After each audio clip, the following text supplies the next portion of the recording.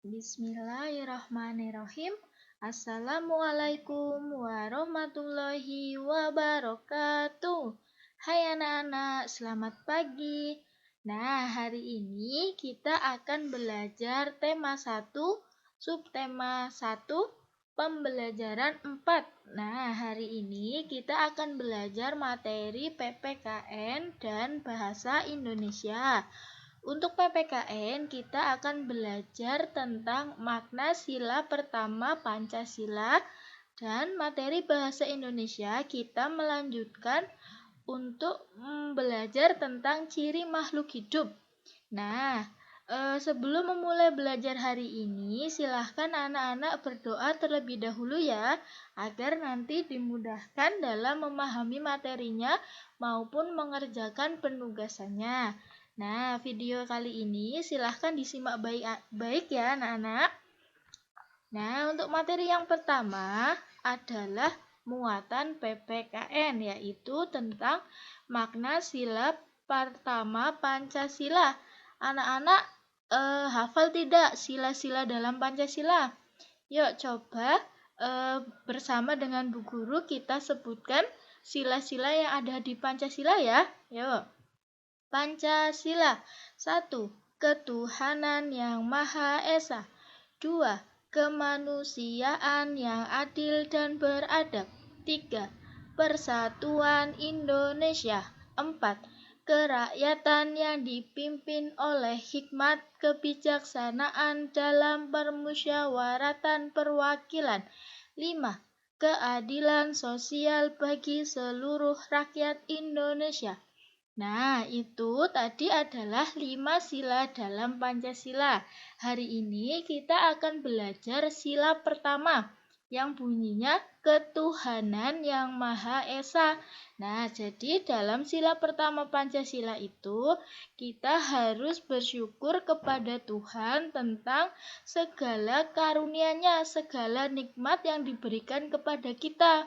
Nah, jadi bersyukur itu merupakan salah satu contoh sila pertama Pancasila ya. Nah, di sini bersyukur adalah berterima kasih dengan semua yang diberikan Tuhan. Nah, sikap selalu bersyukur adalah salah satu contoh pengamalan sila pertama Pancasila. Nah, selain sikap selalu bersyukur, misalnya untuk berdoa sebelum makan, berdoa sesudah makan, berdoa sebelum tidur, berdoa setelah bangun tidur. Nah, itu merupakan pengamalan sila Pancasila. Jadi, segala sesuatu yang berhubungan dengan ibadah, dengan berdoa, dengan Tuhan, itu merupakan pengamalan sila pertama Pancasila. Seperti itu. Nah, itu materi bahasa Indonesia hari ini. Coba anak-anak kerjakan 3 soal ini ya sebagai tugas 1 hari ini. Tugas 1 bahasa Indonesia ada 3 pertanyaan. Apa yang dimaksud sikap bersyukur? Yang nomor 2, apa saja yang dapat kamu lakukan untuk mensyukuri adanya makhluk hidup di sekitar lingkunganmu? Yang ketiga, sebutkan bunyi sila pertama Pancasila. Nah, tadi sudah sebagian Bu Guru jelaskan ya. Nanti silahkan apabila masih belum paham boleh diputar ulang videonya. Nah, untuk materi yang kedua adalah tentang ciri makhluk hidup. Nah, kemarin kita sudah belajar tentang ciri-ciri makhluk hidup ya. Hari ini kita lanjutkan, masih ada makhluk hidup yang belum kita pelajari. Masih ada ciri makhluk hidup yang belum kita pelajari. Nah, makhluk hidup ini seperti yang kita sudah pelajari sebelumnya terdiri atas manusia, hewan, dan tumbuhan.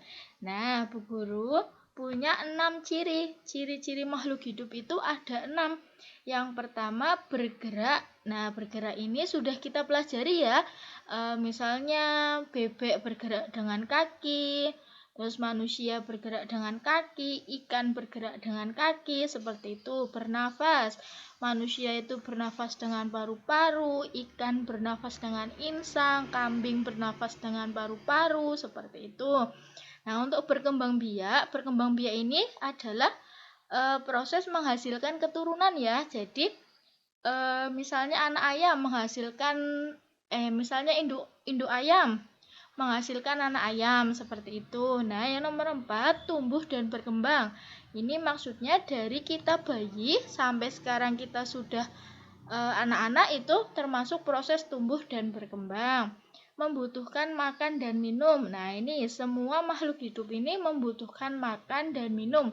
Jika tidak makan dan minum, maka akan kelaparan, kemudian akan mati atau meninggal. Nah, untuk ciri yang terakhir adalah peka terhadap rangsang. Apa itu peka terhadap rangsang? Silahkan anak-anak simak baik-baik video sekarang ya. Nah, untuk ciri yang keenam adalah peka terhadap rangsang. Nah, selain beberapa ciri yang sudah dipelajari di pembelajaran sebelumnya, ciri yang terakhir adalah peka terhadap rangsang.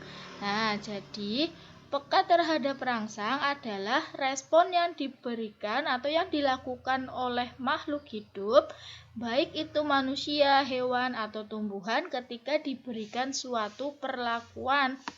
Jadi, misalnya seperti ini. Nah, respon yang dilakukan terhadap rangsangan setiap makhluk hidup itu berbeda. Misalnya ini, manusia itu akan menyipitkan mata ketika terkena sinar matahari atau ketika melihat silaunya matahari, maka akan secara otomatis atau tidak sadar akan menyipitkan mata. Ataupun misalnya ketika kita sedang jalan terus kita kena debu, maka otomatis kita akan mengedip-ngedipkan mata ya. Nah, itu merupakan respon kita manusia terhadap rangsangan yang ada.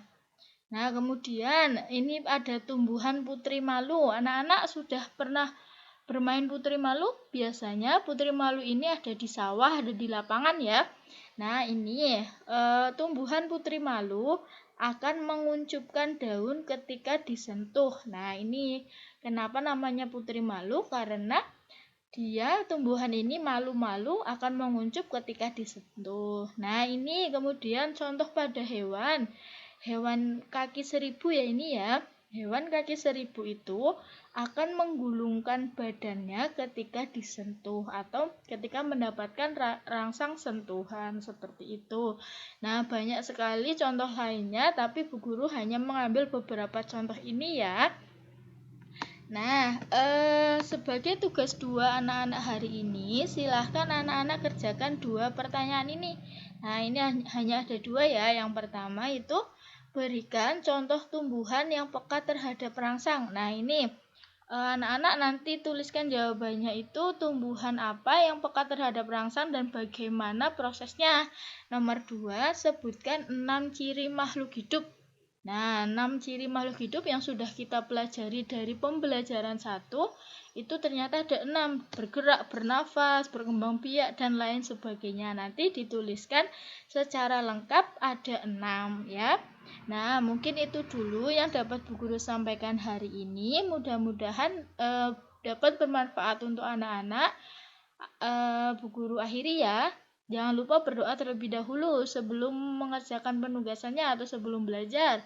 Nah, Bu Guru tutup. Wassalamualaikum warahmatullahi wabarakatuh.